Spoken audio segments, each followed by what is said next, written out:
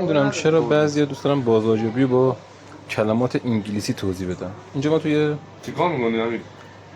اینجا ما الان داخل یه ساعت سازی هستیم و یه نکته هست تو بازاریابی به نام 65 حس اعتماد.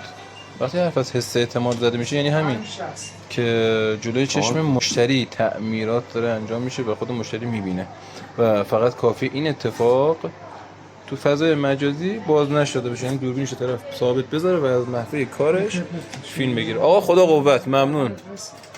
و خب طبیعتا خیلی میتونه حس اعتماد بالایی بده. آقا همیشه جلوی مشتری شما اینجوری تعمیرات انجام میدین؟ همیشه جلوی مشتری انجام میدیم.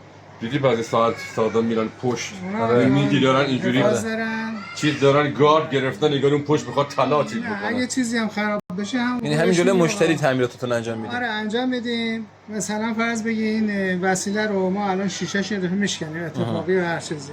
شیشه رو که میشکنیم مشتری میگه شیشه‌ش شکسته، واقعیت رو بهش میگه.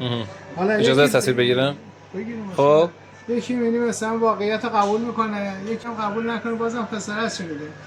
قبول هم نکنه بازم خسارت میده. یعنی میریم براش درست میکنیم، صحیح سالم تحویلش میدیم. پس این خیلی اعتماد سازی به وجود آورده تو مغازه‌شون فکر کنم. مشتری خاصی دارید. چند سال کار میکنید؟ خیلی وقته. خیلی وقته نه؟ قدیمی هستیم. حالا شما حساب کنید از همین روند فیلمم گرفته باشید تو اینستاگرام هم بذارن میلیون ها نفر میبینن. ولی فکر کنم حوصله‌شو دیگه ندارید. من پسر پیج داری؟ پیج داری؟ بله اون پیجمونه. خب من پیج شما هم تک میکنم.